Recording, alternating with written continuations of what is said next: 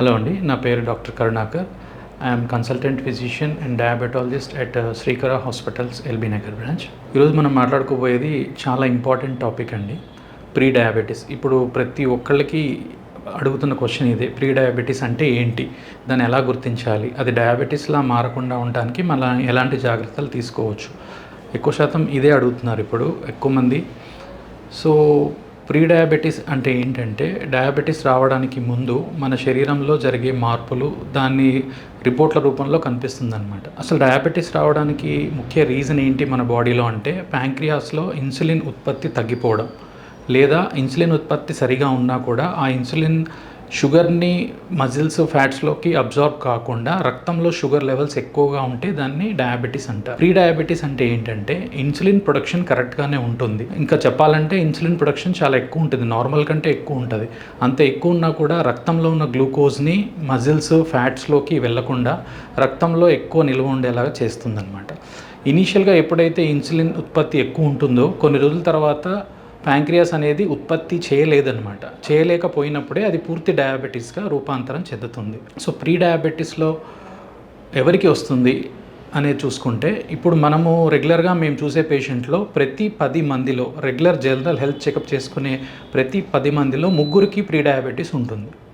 Especially above 30 to 40 years పైన ఉన్న వాళ్ళకి ప్రతి 10 మందిలో 3 ప్రీ డయాబెటీస్ అనే రిపోర్ట్స్లో వస్తుంది. ప్రీ డయాబెటీస్ అనేది రిపోర్ట్స్లో ఎలా తెలుస్తుంది? మెయిన్లీ ఫాస్టింగ్ షుగర్స్ చూసుకున్నట్టయితే 100 నుంచి 126 మధ్యలో ఉంటే దాన్ని ప్రీ డయాబెటీస్ కింద కన్సిడర్ చేస్తాం. ఇంకొక ముఖ్యమైన టెస్ట్ ఏంటంటే HbA1c. ఇది మన లాస్ట్ 3 నెలల్లో రక్తంలో గ్లూకోజ్ శాతం ఎంత ఉందో తెలిపే టెస్ట్. ఒకవేళ HbA1c కనుక 5.7 నుంచి 6.4 మధ్యలో ఉంటే దాన్ని ప్రీ డయాబెటీస్ అంటారు. So fasting sugar and HbA1c base మీద ప్రీ డయాబెటీస్ని ఇలా కనుక్కోవచ్చు.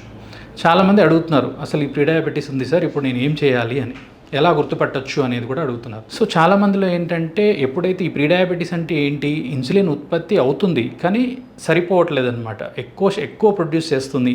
ఈ గ్లూకోజ్ని రక్తంలోంచి మిగతా సెల్స్లోకి వెళ్ళడానికి ఇన్సులిన్ ఉత్పత్తి ఎక్కువ అవుతుంది కానీ కంప్లీట్గా డయాబెటీస్గా మారలేదు. ఎలా గుర్తుపట్టచ్చు? కొంతమందిలో ప్రీ డయాబెటీస్ ఉండే వాళ్ళలో ఇన్సులిన్ ఉత్పత్తి ఎక్కువ ఉండడం వల్ల చర్మం మీద నల్లటి ప్యాచెస్లా కనిపిస్తుంది, మెడ మీద, సంకల దగ్గర కానీ తెలుస్తుంది. దాన్ని ఎకాంథోసిస్ నిగ్రికాన్స్ అంటారు. అదొక లక్షణం అన్నమాట. అది కనిపించినప్పుడు మన బాడీలో ఇన్సులిన్ రెసిస్టెన్స్ ఉంది, సో షుగర్ వచ్చే సూచనలు ఉన్నాయని చెప్పి మనం చెక్ చేయించుకోవచ్చు. అదొకటి. త్వరగా అలసిపోవడము, ఆకలి ఎక్కువగా ఉండడము, ఇవి కూడా ప్రీ డయాబెటీస్ లక్షణాలు. సో వన్స్ ఈ ప్రీ డయాబెటీస్ అని తెలిసిన తర్వాత ఏం చేయాలి? ప్రీ డయాబెటీస్ నుంచి డయాబెటీస్కి మారకుండా ఉండడానికి మనం మెయిన్గా చేయవలసింది లైఫ్ స్టైల్ మోడిఫికేషన్ అంటే ఒకటి diet and exercise and healthy sleep ఉండాలి. ఈ 3 ఉండాలి. డైట్ అండ్ ఎక్సర్సైజ్ తోటి 99% మనం ప్రీ డయాబెటిక్స్ నుంచి నార్మల్ రేంజ్కి వచ్చేయచ్చు. ప్రీ డయాబెటీస్ కంటే డయాబెటీస్ లేదు అనే స్టేజ్కి రావచ్చు, ఈజీగా చేయొచ్చు ఇది, ఎలాంటి మందులు అవసరం లేకుండా. ఎప్పుడైతే మనం నెగ్లెక్ట్ చేసి ఇవన్నీ పాటించకుండా ఉంటే అది ఎంత 1-2 ఇయర్స్లో ఖచ్చితంగా ప్రీ డయాబెటీస్ అనేది డయాబెటీస్గా మారిపోతుంది. మనం ఏం చేసినా ఈ పాటించకపోతే మాత్రం ఖచ్చితంగా డయాబెటీస్ వస్తుంది. డయాబెటీస్ వచ్చిన తర్వాత ఇంకా దాన్ని రివర్స్ చేయలేం.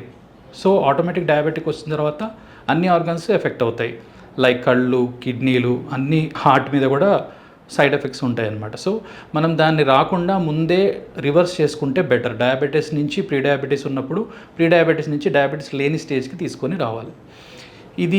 దీనికి ఎవరిలో ఎక్కువ ఛాన్సెస్, ప్రీ డయాబెటీస్ వచ్చే ఛాన్సెస్ ఎవరిలో ఎక్కువ ఉంటుంది? ఫ్యామిలీలో కనుక ఆల్రెడీ డయాబెటీస్ పేషెంట్స్ ఉన్నా, లేకపోతే ప్రెగ్నెన్సీ టైంలో డయాబెటీస్ అని ఉన్నవాళ్ళు, తెలిసిన వాళ్ళు, PCOD ఉన్నవాళ్ళు, వీళ్ళకి ప్రీ డయాబెటీస్ వచ్చే ఛాన్సెస్ ఎక్కువ ఉంటాయి. సో వీళ్ళు ముందు జాగ్రత్తగా ప్రీ డయాబెటీస్ అని తెలియకముందే ఇంకా హెల్తీ లైఫ్ స్టైల్ని పాటించాల్సి వస్తుంది. ప్రీ డయాబెటీస్ ఉన్న వాళ్ళు ఎలాంటి మందులు వాడాల్సిన అవసరం లేదు.